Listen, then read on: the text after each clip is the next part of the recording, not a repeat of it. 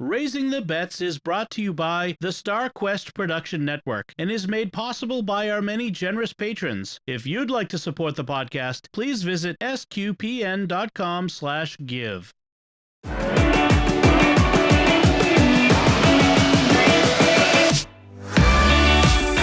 You're listening to Raising the Bets. We're a Catholic couple raising 5 kids outside of Boston. Join us as we share the joys and challenges of marriage, homeschool, and our adventures near and far as we make sense of the world and experience the best parts of our culture. I'm Don Bettinelli. And I'm Melanie Bettinelli. So Melanie, as we were talking about what we're gonna talk about on the show, before we were saying, doesn't it feel like we just recorded another show? Like, where did the week go? We didn't do anything. We hardly anything. We did some things, but this was a boring week. Yeah, and we haven't been our usual gadabout, go out and places selves because, well, like everybody else, gas is too darn expensive. You just don't feel as free to just head out. Right. To places. There's a program that I was kind of interested in doing, like at Duxbury Beach, that we've done in the past, but it's on Tuesdays and Thursdays, and this past week we had appointments on those days, so that wasn't happening either. Yeah. It's been brutally hot for the past few weeks. We've had a lot of appointments. Yeah. And gas. So, but we did have one notable outing, and that was last night. So in the next town over from us, the small city of Brockton, Massachusetts, they have a minor league baseball team, the Brockton Rocks.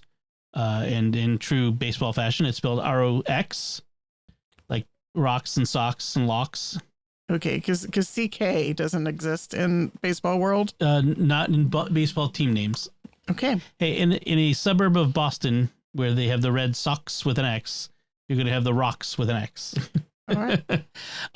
So our scout troops, the boys troops and the girls troop, they got a bunch of tickets, and so our kids, so we were all invited to go, and our troops were the color guard. I'm trying to think of the word for it. The color guard for the national anthem. So and Bella was one of them. She carried the troop flag, and they stood out in the field with the players during the playing of the national anthem and everything. It was really cool. It was really nice. So I'm just gonna say, like, it's actually a really fun little ballpark. It's the Collegiate Baseball League, so it's not even part of the Major League Baseball farm system. Do you know how that works? Sort of vaguely, kind of. So Major League Baseball teams, they get their players usually from what they call farm teams, which are minor league teams at different levels. And the highest level is the AAA, and then you have AA, and you have single A. Then there's a bunch of these independent leagues out there where they're just guys who play, and they're not really affiliated. So, like, you went to the Portland Sea Dogs. Yeah, you were the Portland Sea Dogs with us ages ago. Remember my sister Francesca's birthday? We rented like a box. Yes. I think Bella was a baby then. Bella was a newborn. Yeah. So Portland Sea Dogs are the AA affiliate for the Red Sox. And now what used to be the Pawtucket Red Sox are now the Worcester Red Sox. They call them the Woo Sox, and that's just wrong. But anyway, I love minor league baseball. Like, I'm not a huge baseball fan. Like, I enjoy baseball, and sometimes I'll watch Major League Baseball. I don't watch it nearly as much now that we're married as I used to. This is a lot of games. I love listening to it on the radio too. But and I've been to the Red Sox several times. I've seen 3 baseball games, because you just reminded me of the Sea Dogs. Sea Dogs. I've been to 1 Red Sox game at Fenway Park and 1 Texas Rangers game at the ballpark in Arlington, which doesn't exist anymore, I think. I know. It was new, which boggles my mind. I've been there once, and it was relatively new when I went. Yes. And now it's gone. They keep tearing them down. Whereas Fenway is over 100 years old. It's like 112 years old now. I've been to a bunch of games at Fenway.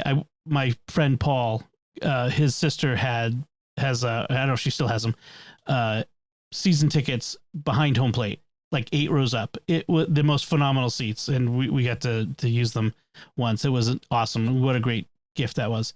But anyway, but I almost kind of prefer going to the minor league parks because they're smaller, they're more family friendly in one sense, they're more intimate. Mm-hmm. So our seats were like in the third row behind home plate, so you have the area right behind home plate, and we're in the third row back. You could see everything, and these guys who are playing are, they're playing for the love of the game. But the hope that maybe someday they'll be major league players, but they're at a pretty low level. It's collegiate baseball, so these are college baseball players who in the summer go play in these leagues. That's pretty much how it works. So none of our kids know anything about baseball, really. No, you never watch baseball with them. No. I mean, like I said, this hasn't been a thing we do. I haven't really watched games much. We watch football, but that's about it. So I had Bella, Lucy, Anthony, and Ben. Sophie wasn't up for going, and you stayed home with her. And so it was kind of fun explaining to them how it worked. Okay, so you have the pitcher and his team are on the field, and they're throwing the ball to the batter, and the batters come up one at a time, and this is what a strike is, this is what a ball is, this is what a walk is. That's a single, a double, the ball is a foul. It's funny that our kids don't know that, like total homeschooled kids, because as little as I know about sports, I mean, I don't watch it, but I played all these games in PE class in school. Right. Like I played baseball and. Well, they see it as important to teach kids how these major league sports work. I think that's a part of functioning society. Like that's the thing is our kids, a lot of homeschool kids will know what baseball is because they probably play in Little League. Like our kids aren't even in organized sports. So it's just not something that they know.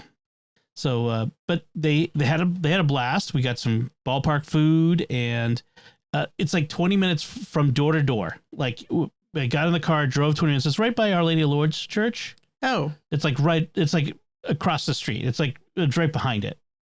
Like now that I know where it is, when next time we go to Our Lady of Lourdes, I'll be able to say it's right there. Like it's it's literally like a hop, skip, and a jump. And free parking. The tickets are I guess $10. The food was food at such things. They're expensive, but it wasn't too bad. I think like a burger was $3.50, $4. That's not too bad. Not too bad. I mean, Fenway is way more expensive. I could. There's no way I could afford to take our family to Fenway Park. That would be a $300 day, easy. Tickets, food, transportation, and parking, or whatever. It just would be ridiculous. But we could go like 7 of us, $70 for tickets, and maybe another $50 for food. If you don't go crazy with food, that's doable. I mean, it's not something we do every day, but that's like that's an outing that we would normally take for a lot of things. Taking 7 people anywhere is expensive. So really fun, beautiful night. It was a gorgeous night. Was not hot. Nice breeze. Always helps when the home team wins. That was good. The team was winning. So that's another reason why I think our kids had so much fun. Minor league. The other thing about minor league ballparks is they always have shtick, various stuff going on between innings. They have like a guy in a silly suit with a microphone throwing candy and t-shirts into the crowd. They have a mascot, a kangaroo named KO. That's the team mascot. They have a race with a kid around the bases, or they have just all this silly, funny stuff in between innings to keep the crowd hyped and to just make it a fun time for the kids. Lots and lots and lots of kids. That was the nice thing about it. So good time. I had forgotten how much I enjoyed going to minor league games. I've been to minor league games. I went to see the Virginia Tides ages ago, 20 some odd years ago, when I was down there once with friends, Virginia Beach. And I'm trying to think where else I've been to minor league. I've been to several minor league parks, but it's always good. And just to have one right here. Oh, they're called the Brockton Rocks. I didn't explain that. Mm-hmm. The famed boxer Rocky Marciano is from Brockton. Oh. So Rocky Rocks, they're the Kangaroos, their mascot. boxing kangaroos. Oh, I see. I see. This actually does make sense. Yeah, his name is KO, the kangaroo. Oh, KO, the KO, like knockout. like knockout. Yeah. Oh, So it all makes sense. It's all makes sense. Funny story. Okay, I wear a multi-tool on my belt, where I just have it with me all the time. I'm using it a dozen times a day. It's got a knife on it, but it's got tools and stuff. So I didn't think anything about it as we're going there, and they're wanding, metal detector wanding people as I go. And I'm like, oh great, I'm gonna have to turn around, go back to the car, leave my multi-tool there. And he wands me. It doesn't appear to go off, but he's like, "What's in your pockets?" And I said, "My precious." No, I said, "What's he got in his pockets?" Says, wallet, keys. Wallet. I said, "Wallet and keys." He's like, "Can you take it out?" So I take it out. I get the key ring, wallet. I got my eyeglasses case because I had my sunglasses on. Battery for my phone, that sort of stuff. Doesn't say anything about the knife, like the multi-tool. Maybe he didn't see the knife? I guess, but that doesn't fill me with confidence that they're security measures. I mean, on the one hand, I'm like, glad I didn't have to go back to the car, but on the other hand, I'm like, hey, dude, you totally missed this. I didn't say anything, but it just kind of funny. Anyway, wonderful thing. If you ever get a chance, if it's not something you've ever done, check it out. Go to a minor league ball game. I don't think other sports there are minor league or semi-pro or pro, football teams and even like rugby or lacrosse teams. But minor league baseball is an institution, and it's really great. It's a real slice of Americana.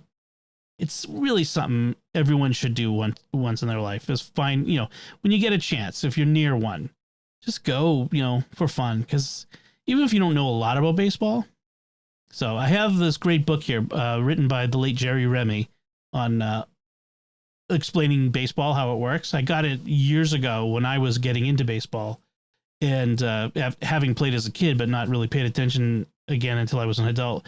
And it's a great book. And I told the kids that if anybody wants to learn more, I'd be happy to lend it to them. So awesome. So let's talk about food. We've been busy with food. Okay, so we didn't go out a lot of places, so we've apparently been cooking.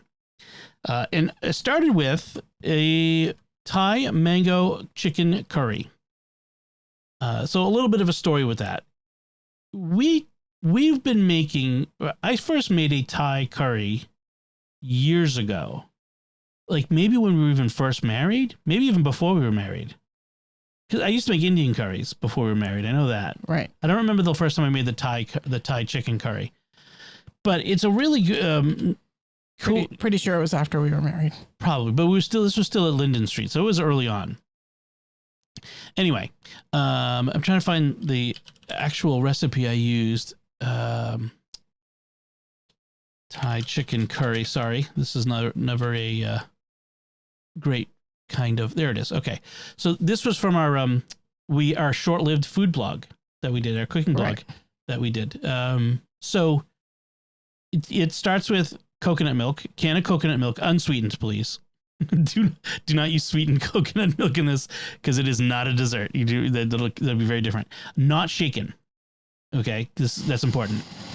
What you're going to do is you're going to open up the can and spoon off about a cup of the top layer of the cream, because coconut milk in a can will be like the watery stuff, the coconut water, and then the coconut cream up top. If you mix it up, it becomes coconut milk. But you want to, it's kind of like regular milk. You want to scoop off the cream, okay? Then you have Thai curry paste. You can use red or green. It's all the same. I like to use red, but you can use either one. And you're going to put those both in the pan. Two tablespoons of the red curry paste or 1 tablespoon of red curry paste to 1 cup of the coconut cream. And then you're going to put it in a big Dutch oven and you're going to cook it.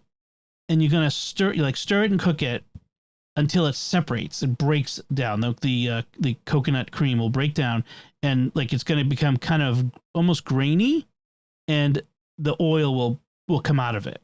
And that's good, because then it will start to fry. And you kind of fry up and that's really the flavor that you're going to get out of it. And then it adds fish sauce and brown sugar. I use boneless, skinless chicken breasts and this carrot. You can add all kinds of vegetables: carrots, celery, mushrooms, bell pepper. I think I added some zucchini to this one. Whatever you got, and then I like to throw in a chili pepper, like stem seeded and quartered. So you want it like big chunks of it. That'll go in there. And then once it's done cooking, you add lime juice, mint, and basil. And if you don't have mint and basil, you can add cilantro too. That works too. And I know it's not your favorite. No. So I don't make it very often. I really enjoy it, but I honestly think that I would probably like it better if you added the coconut milk at the end and you had more of the creamy coconut taste. I think I always find it slightly disappointing because I want more of that creamy mouthfeel, and it's not there. Like, what if you added like some more coconut cream at the end to like finish it off? So hold back some of the coconut cream, because you don't use all the coconut cream. So hold back some of the coconut cream to the very end and add it in, just like you add yogurt at the very end of Indian curry cooking. Right, because I think what I don't like about it, what I'm missing is that coconut cream creamy mouthfeel. And the more coconut taste. Like, I feel like the coconut taste kind of cooks out and it's not really there. Yeah, it's not very coconutty. No, that's you're right. Oh, also you added some frozen mango chunks to this one. Yes. That was a good addition. That was tasty. See, way back when we lived in Salem, like before we were married, there was a Thai restaurant that we used to go to all the time, and they had this mango curry, and it was my favorite thing on their menu. So I always ordered the mango curry, and yeah. Oh, I remember that place. Yeah, that was good. That was a good type. Well, there was two different Thai places. There was the one in the little mall. No.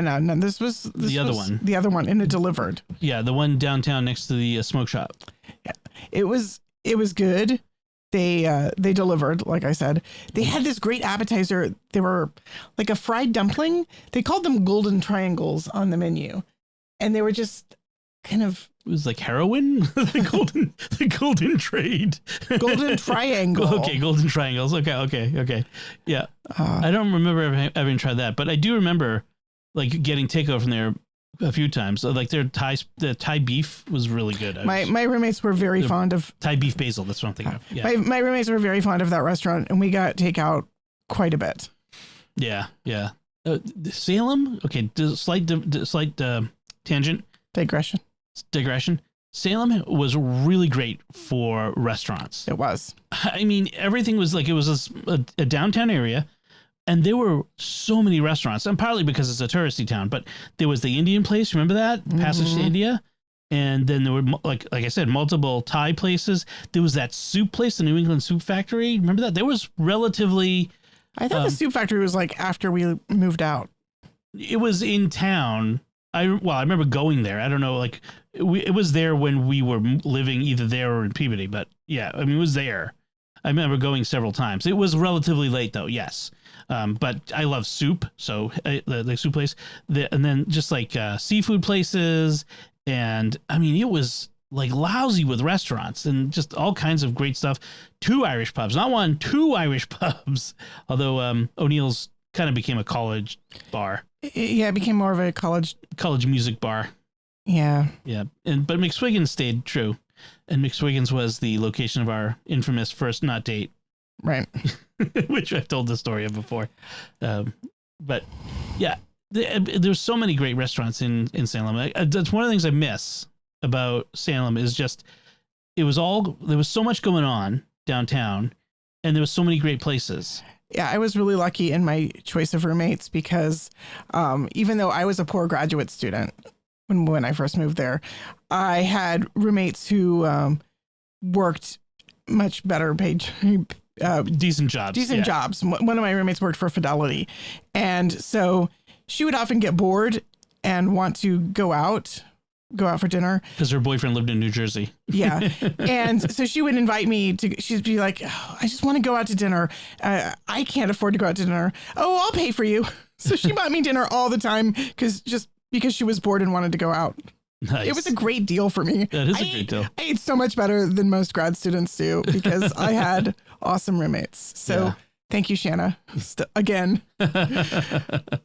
Yeah, Salem was nice. I do kind of miss it. Now, the same things that made Salem that made Salem great like that also made Salem a pain in the neck because it was a touristy town, and for a couple months, especially in September and then especially in October, it was almost unlivable because of the craziness. So, you pay for it one way or the other. But yeah, I mean, I miss the North Shore of Boston. That was our stomping grounds. But anyway, so that was the Thai mango chicken curry. And a trip down memory lane. Yes, an air trip down memory lane. Food is memory. I mean, that just really that really just emphasizes it. Puts an exclamation point on that. Then you came up with another one, which you called a deconstructed egg roll, essentially, but it's a egg roll in a bowl. Egg roll in a bowl. Yeah. So you made this one. Yes. So it's pork, right? You take ground pork and you fry it up. And then you add, I'm trying to remember actually the order of things. I think I might have pulled the pork out. Mm-hmm. So basically then you saute onions and onion, garlic. And then I made like a garlic ginger paste. Actually, I added those to the sauce. You sauteed the onions, then you sauteed the cabbage, then you put the pork back in. And then, yeah, I basically took a page out of my Indian recipes and I used the immersion blender to grind up the ginger and garlic. I think it's so much easier than grating them or mincing them. Yeah. But I didn't want to add any extra liquids, so I just put them in with the soy sauce and the vinegar. Okay. Cider vinegar? I used cider vinegar instead of rice wine vinegar because I was looking at two different pork recipes, and one of them was for like a sweet and sour pork, and I kind of wanted more of that cider vinegar sweet and sour flavor for this. So I just used the immersion blender to sort of make a paste, and then I added that at the end. And you cook it with, I used some red pepper flakes, and I used some brown sugar and honey. And it's got quite a bit of the cider vinegar. So basically what you're going for is like a sweet and sour taste. Okay. And then I served it with some fresh chopped Napa cabbage on the side so that you get both the cooked cabbage and the crunchy raw cabbage too, because I really like that crunchy texture. It was supposed to have lime juice in it. I actually forgot to add the lime juice, and I didn't think it missed it. It would have been a nice, bright note at the end there, but okay, yeah, that was fine. The recipe that you saved also calls for carrots, but we were out of carrots, I think. No, I had carrots, actually. Okay, you didn't now mention that I think about it. You didn't mention I forgot the carrot. Okay. I'm trying to think of anything else that... So in the sauce, did you use the chili garlic sauce? I did, yes. In addition to garlic? Yeah, definitely want the chili garlic sauce for that little bright... Yeah, that spicy, vinegary brightness that it adds. In addition to the red pepper flakes. It doesn't matter. Use both. Yeah. So I'll put links to the recipes. The recipe that I'll link to is not exactly the same. So, if you want to mess around with a little bit. Yeah, I didn't really rewrite or save the recipe I actually used because I was bouncing back and forth between two recipes. So. But just, these sorts of things they're good for, playing with. You can move, modify things a little bit here and there. You add this, take a little of that, or whatever. They're forgiving. So yeah, give it a try. So that was the egg roll in a bowl. And then after we went to the farmer's market, we picked up some eggplant, and actually we had some eggplant in the fridge from the store. Right. The eggplant I used was actually the store-bought stuff. Eggplant that had been sitting in the refrigerator needing to be used. So you made some caponata, which is a Sicilian sort of eggplant tomato relish almost. Right. It's sort of a hot salad. It's kind of sweet and sour. The classic Sicilian flavors, the agrodolce, sweet and sour. Yeah. And so basically I like to roast my eggplant separately and not cook it in the pan. And then you add it to the pan near the end. So I sliced the eggplant into really good, thick, almost 2-inch slices. I peel it too. I never ever. Always peel your eggplant. Oh, please. Do not leave the eggplant skin in. It's bitter and it will ruin your dish. Yes. So I skin the eggplant, cut it into big 2-inch thick round slices, and then I salted them and put them in a colander. And you really want to salt them. It's not just for flavor. It's also for texture. Yeah. The texture is so much better after it's salted. It pulls out the water and it leaves your eggplant really soft and creamy as opposed to thick and fibrous. Yeah. It's like magic. So I salted it for 10 minutes while I cut up the rest of the vegetables. And then I patted it dry because it will sweat. You want it in the colander over a bowl so that I got like a good 1/4 cup of liquid off of the eggplant. And then you pat them dry to get even more off. Yeah. Yeah. You pat them dry and then you brush them with olive oil on both sides. And then I roast them in the oven for about 20 minutes per side, 15 minutes per side. At 350? No, 425. Okay. You want to get a nice, good golden brown color on them. And you want to turn them over about halfway through cooking. Okay. So you brown them on both sides. And then you take them out and you let them cool down. And then while your eggplant's cooking, put some red chili pepper flakes. I used a mixture of Aleppo and red pepper flakes in some olive oil and heat that up. Saute some onions, add some garlic, bell pepper, and let those get nice and soft. Then add some tomato paste. And then I cut some fresh tomatoes and I had some canned tomatoes too. So tomatoes. And then let that simmer and get really, really... It's almost like a tomato sauce. Yeah. And then I just kept adding wine and then letting it cook down and then adding some more wine and letting it cook down while my eggplants were cooking. So basically it was just kind of simmering. And when it started to get too dry, I would throw in some more white wine. Okay. And then at the end, I added some golden raisins for sweetness. Classic Sicilian ingredient. Some toasted pine nuts. Yep. And then then I chopped up the eggplant into very small dice, very small dice. I think it's better. Like a lot of caponata recipes have these big chunks of eggplant. I prefer the way I remember it, my aunt's making it was very small, like almost a spread. But yeah, go ahead. Right. And then so you add the eggplant and then you want some sugar. I use brown sugar and honey and red wine vinegar. So what you're going for is like a nice balance of sweet, sour, and spicy. Yes. And then it should be really creamy and you should kind of be able to spoon it or spread it on chunks of bread. Did you add basil? Oh yeah, I added basil and oregano. Okay. I didn't have fresh, so I added dried. You can also add... We had fresh basil, but dried oregano. I just used dried basil. Well, I could have. Yeah, I mean, since you're cooking it so long, you might as well use the dried. You can also add... olives? Oh yeah, olives. How could I forget? I didn't have capers, so I didn't add capers, but you do. I added like a good cup of Manzanilla olives plus their brine. Yes, always add the brine. Olive brine, pickle brine. Brines are magic. We've said this before, I think, but magic flavor. They're magic flavor enhancers. So, yeah, and then just cook it a little bit more at the end, but you don't really want to cook it too much. You don't need to cook it too much after you've added, just to get the eggplant incorporated and the flavors incorporated. So good. Yeah. So we had good. baguette from the farmer's market and man, a spread on, I had some of that. We both had some of that for lunch today. None of the kids will eat it. I don't understand why. Even the kids who usually like kind of spicy tomatoey dishes, they're like, ew, it's got eggplant in it. That can't possibly be good. I'm not even going to try it. You don't know what you're missing. You don't know. I'm still searching for this thing that my aunt made once when I was Anthony's age, when I was like, 10. And my dad took us over to her house once, my auntie Jenny. And I remember it wasn't, I thought it was caponata. The way my dad called it, it was something like gabagaliwi, which, there's probably a G and a Z in there somewhere. The way Italians mush everything together in their dialect.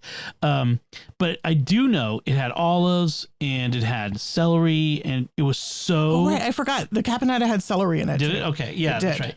So when I was trying to find that recipe, that's when I kind of stumbled on the caponata train, and we've been making that ever since. But I still want to find that recipe. That my aunt is gone now, so I can't ask her for about it. But well, maybe someday I'll find somebody who knows something about it.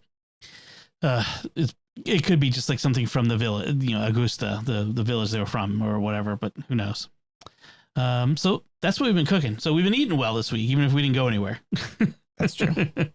So let's talk about some things we've been watching. I assume you haven't finished a book yet because you didn't say anything about books. I have been just pegging away very slowly at a few books. I've been reading a lot more poetry this week. I finally found I had lost my brand new copy, review copy of A. Stallings' new collection of selected poems called This Afterlife. And it's really, really good. And I'm listening to the audiobook of Eugene Vodolazkin's Soloviev and Larionov, and I don't like it as much as his later books. It's okay. And I've been working through Mark Greeny's new novel called Armored. I'll have more to say about that when I finish it, which I hope will finish it in this coming week because I'm getting close to it.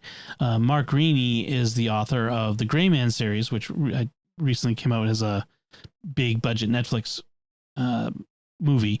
And so now he's got this new series as well. I think it's going to be a series. So someone said that it looked like a series on Amazon, like called it Book One. So who knows? It could just be Amazon, but it's pretty good. Pretty good. I don't like it as much as his Gray Man series yet, but we'll see how that goes. But I did finish watching The Terminal List, which is the Terminal List, 2 words. I always have to say that because it sounds like it's the Terminalist, like it's a job, like I'm a terminalist. No, The Terminal List, starring Chris Pratt on Amazon Prime, from the book by Jack Carr. And I mentioned it last week. It's to recap. It's about a Navy SEAL who a mission in Syria goes wrong. His entire team gets killed. He comes back, and things keep going wrong from there. And it looks like someone's trying to frame him, and he's having dementia, delusions. And the first couple episodes, you really don't know what's real and what isn't. Right. But as I mentioned, but after the first few episodes, that goes away. That the whole, like, he's still having delusional episodes, but the viewer knows what's real and what isn't. So it becomes clearer. It is very violent. Obviously, he's a man on a mission of vengeance. I do like the twists and turns it takes. There is a surprise twist at the end that I won't reveal, but I totally called it in the second episode. I'm like shaking my head. Oh, that person is behind it. Yeah, Isabella's she was very proud of herself because she realized that a character was going to betray everyone, and she called it, and she was so thrilled with herself. That's my girl. So, doesn't fall far from the tree. And I thought like that. I was certain that this was clearly going to be a one-shot season. There's no way that they're going to have a second season. Like, he's got this brain tumor, he's dying. That's kind of the whole thing. That was the shtick from the beginning. Is he's got this tumor in his brain, that is, or this brain injury that is going to kill him. But the way it ends totally opens up the door to another season. And in fact, is that spoilery? No, because also the books, there's a book series. There's a series with this character. So the book ends, and then there's more books with this that continue. Okay. It's not spoilery, except just that somebody survives to continue on, I guess. A character survives, but so it's interesting. Not necessarily the main character. I'm not saying whether it is or isn't, but somebody does survive to carry on afterward. But they kind of open the door at the end, and I'm like, wait, what is that a reference to? Did I miss something? I actually had to go online to look it up, and someone's like, oh no, this is blah blah blah blah. I'm like, oh, they must be getting ready to do another season. So it was good. It's really, in one sense, it's this idea of in a world of powerful politicians and corporations and the ultra wealthy who can be above the law, they can get away with anything, right? There's one, like the one man who has these kinds of skills can get justice, his kind of justice, you know, that just the only justice that can be brought to them is the violence that he brings to them. And I don't necessarily agree with that, obviously, but it's an interesting story, and it's an interesting story of a man of honor, and because he doesn't, apart from some contractors like private military contractors, like, you know, soldiers for hire, everybody who he kills is a bad guy. Like, is a bad guy.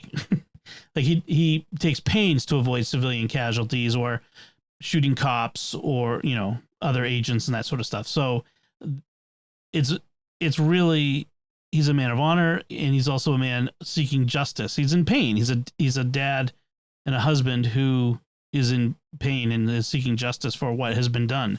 So I really enjoyed it. Chris Pratt, like even in his Guardians of the Galaxy or in the Jurassic movies, there's still a bit of the funny man in that. Mm-hmm. There is no funny man in this. This is a straight up serious action hero in this. And he does a good job. He does a really good job with it. I buy it the whole way. So it's good. Don't tick off Navy SEALs. Just telling you now, don't tick off Navy SEALs and make them come for you, because you're done. Anyway, so that was the Terminalist on Amazon Prime. A lot of people talking about it, well deserved, and I think it's really good. Then we finished watching the first season of Loki. Yes. Yeah, with the kids today. And I say first season because they actually at the end, I think that post or mid credit scene was added. I don't think that was there when we watched it. If it was there, we did not stop and we did not see it. We turned it off. I guess, yeah, because they had a post-credit scene that you'll see Loki in season 2. Loki will be back in season 2 or something like that, which is good because there's lots of splaining to do. Lots of splaining to do. You and I both loved the series when we first watched it. I enjoyed it. I mean, Tom Hiddleston is fun to watch. I didn't think that the story and then Sylvie, the actor who plays Mobius, whose name I'm blanking on. And now you made me blank. Owen Wilson. Owen Wilson. I love Owen Wilson. Owen Wilson is great. I mean, and the chemistry between Owen Wilson and Tom Hiddleston was so fun. Yes, I really enjoyed that. The storyline, the plotting, it was okay. It's a little like as anything is with time travel and loops and multiverse stuff, it can be confusing and hard, even just hard to portray. And my big problem with the season is the last episode, because more than anything else Marvel so far that I've watched, this relies heavily on the viewer knowing something from the comics, because you're like, who is this guy? Why does he matter? What's he talking about? Do I believe him? Right. And if you don't know, like, I only learned about it when I listened to Secrets of Movies and TV Shows afterward, when the comics experts were talking about it on our podcast, who this guy was and what he was talking about and why, like, what's going on. So it was I found that last episode to be very confusing. Like, what's the point? What's going on here? Why is this the branching and the thing? And do I trust this guy? Do I believe him? Is he just like spinning a load of, like, how do you even know who to believe here? Right. And it ends with lack of resolution. There is not, like, it's you'll have to find out later in another Marvel movie or series, or maybe it's season 2 of Loki. Like, what's going on? Are we setting up the next big phase of Marvel? We don't know. They don't really tell us this. And in fact, none of what happens here has so far been followed up on in anything Marvel we've seen since then, as far as I can tell. Right. I don't think so. Maybe it's been hinted at in some things, but maybe not. So in any case, it just is it's a sort of unsatisfying ending. Yeah. So the kids, I think they enjoyed it. Yeah, they did. Yeah. So from here, next up is Scarlet Widow. Black Widow. Black Widow. Scarlet Witch. Black Widow. Black Widow. Which I think is a really fun movie. I'm looking forward to watching that with the kids. Oh, I think Yelena is one of the great additions. Mm-hmm. But Yelena's better in Hawkeye. She is, but you really have to have seen Black Widow in order to understand who the heck she is. Right. In order to appreciate her in Hawkeye, you got to watch her in Black Widow. But Black Widow, I'm looking forward to seeing it again, because when we watched it the first time, I spent the first half hour of the movie being really confused and not actually realizing that the child was who the child was. Right. Which it took me a while to figure out what was going on. So I'm looking forward to watching it again, knowing how it ends, to be able to see how all the pieces are put together. Plus Hopper in a Soviet prison again. Stranger Things reference. Red Guardian. Yeah. Just sorry. Yeah. Missing out. You haven't seen Stranger Things. No. So Black Widow's next, and then after that will be Shang-Chi. Yes, I love Shang-Chi. Shang-Chi is fun. That's a good one. I really like that. Michelle Yeoh is great in everything. So yes. I'm looking forward to seeing her again. And then Hawkeye. We're skipping Eternals. We're skipping the What If series, the animated What If series. There were maybe a couple of things in that were worthwhile, I think, in the grand scheme of things. And I just don't think we need to spend much time on that. I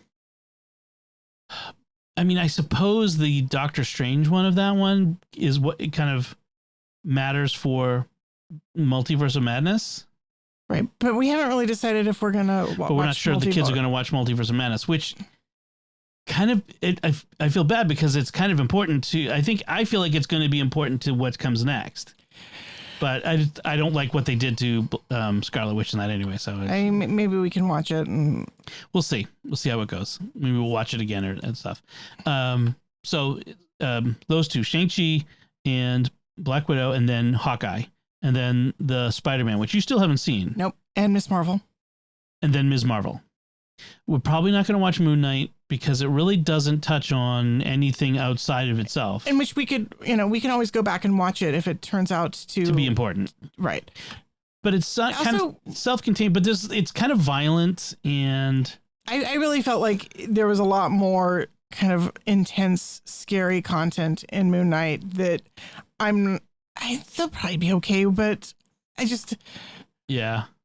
Even Lucy was getting a little in the Loki was getting a little upset at the big smoke monster. Yeah. So I just feel like Moon Knight, maybe we could even wait a year or two and then they might enjoy it more when they're older. I think Eternals we could skip. In my own mind, I'm walling off Eternals as not really Marvel. I just didn't like it. And I don't want to sit through it again, honestly. I mean, it wasn't terrible, but it just, I don't know. It just didn't seem to fit well with the rest of everything else. And then the giant thing emerging from the middle of the earth. It was, come on. What else was there?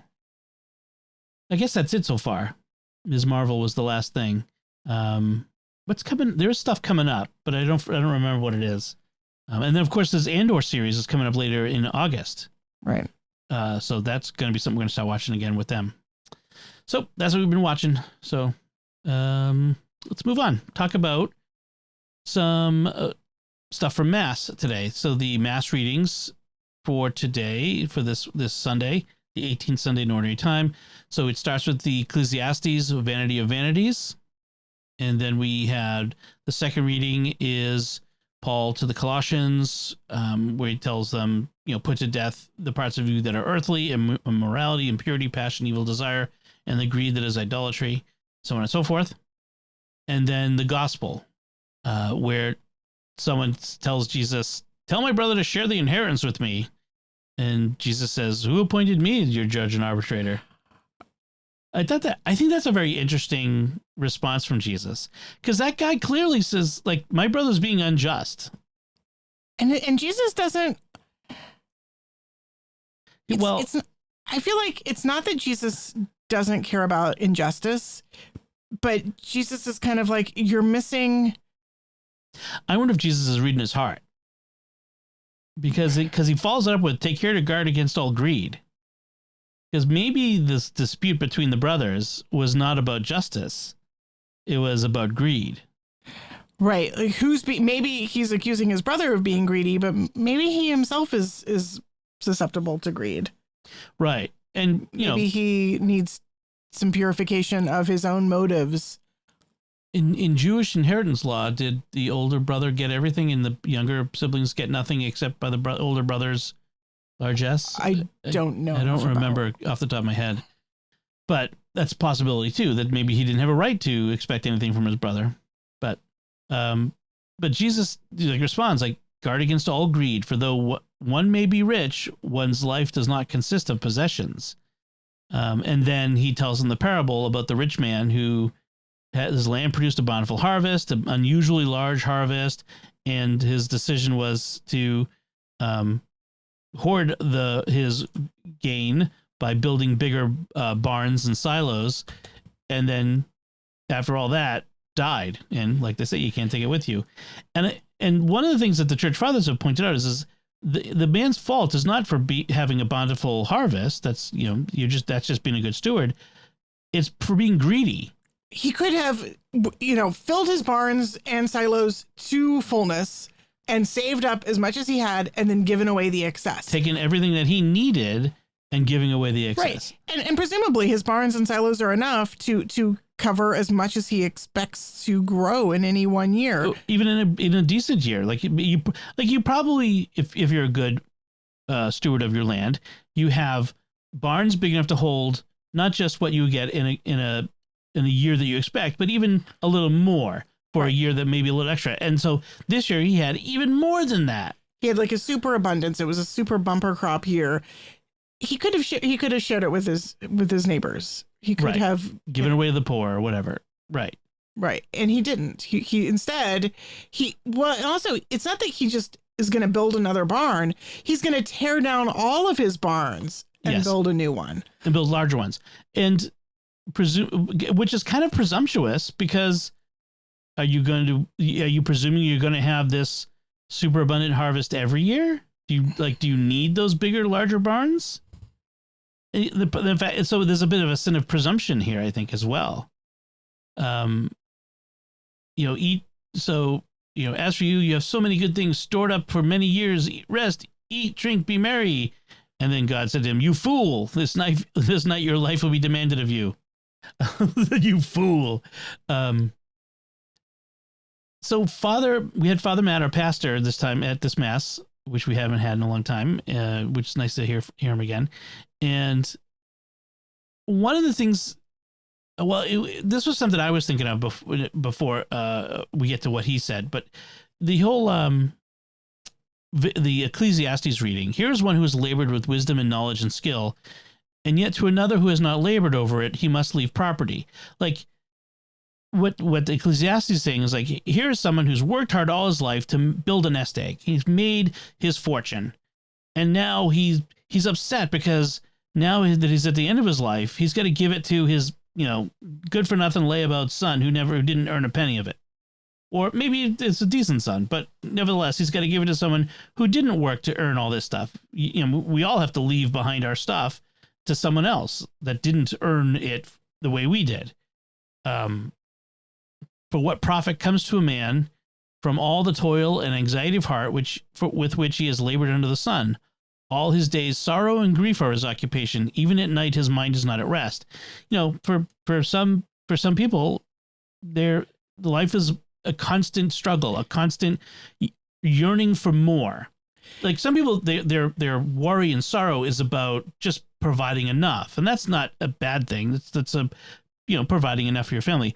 But then there are some people who worry and sorrow because they want more than they need, and that's, I think, what he's saying. Although this kind of reminded me of the Mary and Martha gospel that we just heard last week. So last week or the week before? Yeah, last week. Last week, where Jesus says to Martha, you're worried about many things. You're worried and anxious about many things. It seems to me that like here in Ecclesiastes, we see the same thing. It's staying up at night, troubled and anxious. Like God doesn't wants us to trust him, to trust that he will feed us, that he'll take care of us. Isn't that the whole point of the manna in the desert?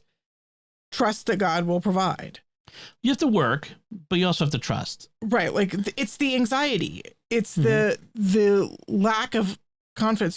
Work as hard as you can, then trust that God will take care of what and make up for what you can't. Yeah. There's also a bit of the sense of lack of generosity, in the sense of you and I have had some debates with people online about the whole topic of student loan forgiveness. And I don't want to get into the whole thing now, but some people's argument has been, I worked hard and I paid my loans and I suffered and I sacrificed. And why should someone else not have to pay off their loans? And I think both of us have agreed that, some people, they have various reasons why they didn't have the advantages you had or the opportunities you had to pay things off. Or they had crises and problems. Sometimes people get sick and they have medical debt, or they lose a job and then they have time when they're unemployed. Like, you don't know what kinds of issues, like, was it a sick child? Was it an unexpected pregnancy? Like, the reasons why people haven't paid off their debt could very well be, if you knew the full story, right, you might agree that they deserve mercy. Or and regardless of whether they have good reasons or not, like, you can have good policy arguments about whether it's good for our society, our culture, our country to forgive $1 trillion in student debt. You can have arguments about that. It's the arguments about whether it's fair. Is it fair? Why should they get something for free if I didn't get it for free? And that's not a good question. I mean, it's like, especially in light of these readings, you got what you got, and someone, like, it doesn't harm you personally for someone else to get something you didn't get. Be grateful for them. Be happy for them that they got something. You've gotten what you've got, and you are doing however you're doing. Why be mad that someone else? It's a type of envy and jealousy is what it is, and I think it's an unhealthy, spiritually unhealthy attitude. Like the workers who worked all day in the hot sun, right? You get mad at those who came at the last hour and got paid the full day's wage. They got mad at the boss. Hey, it's my money. I can be generous if I want to. So let's talk about Father Matt's homily, because he had some really good topics. He started off talking about winning the lottery. What an interesting providential timing that is. That huge $1.2 billion lottery was taking place this very same week. So everybody's minds was on winning the lottery. Although, if I'm that guy in Illinois who won, and if he's a churchgoer, like maybe Catholic, this would be a very interesting mass to sit in the very next day after winning that lottery. Right. So yeah, Father Matt talked about having, the pie in the sky dreams that we all have, like, and we're all so very generous in our dreams. Yes, he said, yeah, we're always very generous with the imaginary money that we haven't won. But he started thinking, like, realistically, if he did win, it would be nice to, be generous with it, but it would cause problems. It would upend your life. It would cause problems, divisions, people showing up, asking for money, like cousins coming out of the woodwork. Yeah, it would not be easy. Like, it imposes, that kind of winning imposes its own new burdens and anxieties. And right. Yes. He says, the thing is that we all have things that we really, really want. And we want something really badly. And when we get it, we're happy for a while, but often, then the newness wears off. The newness wears off. A newer model comes out the day after you bought something. Yep. Or you realize it wasn't what you actually wanted. It wasn't as good as you thought it was going to be. Right. We've all had that experience where we wanted the thing and we finally got it, and it just wasn't as exciting as we built it up in our heads. And so basically, really, the ultimate point was that our hearts are fickle. We think that we're going to be happy as long as we can get this shiny thing. But no matter what it is, even if we do get it, we're never really going to be truly content. Like, we will never be satisfied. Another Hamilton reference there. Yes. Yeah. because really, although these are genuine goods, they are not what our heart ultimately wants. They don't satisfy. Mm-hmm. So he talked about like Can I give you a quote from Star Trek on this? Okay. So in the episode where Spock has, it's the Amok time where he's the wedding with his fiancée, and then she rejects him and wants him to fight Kirk, and he thinks he's killed Kirk. Spoilers for a 60-year-old episode. And he says to the guy who's basically replaced him and cuckolded him there, he says, "Ston, she is yours. After a time, you may find that having is not so pleasing a thing after all as wanting. It is not logical, but it is often true."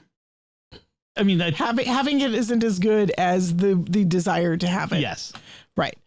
What I really liked to hear was Father Matt's next point, though. He said that the things that we want, we find ourselves wanting most often: power, money, pleasure, and honor. That's Aquinas's categories of the four things that are most in desired. Right. These are not in themselves bad things. It is not bad to want power, or to want honor, or to want money, or to want pleasure. Power to do good, power to be to be the boss of something and to run something. There's nothing inherently wrong with that. We're not Puritans, he says. We are not supposed to like put off all desire for any of these things. Yeah, the goods of this world are still good. Right. But the thing is that none of them are a substitute for God. Love of money is the root of all evil. Right. He emphasized that. Like, people often misquote scripture. It's not that the money is the root of all evil. The love of money is the root of, and in fact, I've heard it said the inordinate love of money is the root of all evil. Right. Money is just a tool. You use it to buy food for your family, put a roof over your heads. So money itself or to be a philanthropist and to do good for others. Right. It's just a tool. It's what you do with it. It's your attitude toward it. Right. Most of all, it's making it into a substitute for God. Mm-hmm. Any of these things, when we make them into our gods, we are not going to be satisfied, because that's not what our hearts are meant to long for. My heart will not rest until it rests in you, is Augustine. Right. Our hearts long for something more than a full bank account. The deepest longing of our heart. Yes. Right. And he talked about Ecclesiastes being about King Solomon, and who himself did enjoy wealth and power and money and pleasure and honor. But that at the end of his life, Solomon looks at all of these wonderful things that he has, and he sees that they are all vanity. Mm-hmm. I liked his gloss on the Hebrew here, talking about it being like wind, or like a bubble, or like fireworks. Yes, he said Bishop Barron compares it to fireworks, where it's all very exciting in the moment, and pop, and now it's gone. Right. It's something that's here and then gone. It's vanishing. It's fleeting. That's all of the things of this world are fleeting. They are, none of them are permanent. As they say, you can't take a U-Haul to the cemetery after you die. So everything, when we set our hearts on the things of this world, we will be unsatisfied. But when we set our heart on God, then we can be satisfied.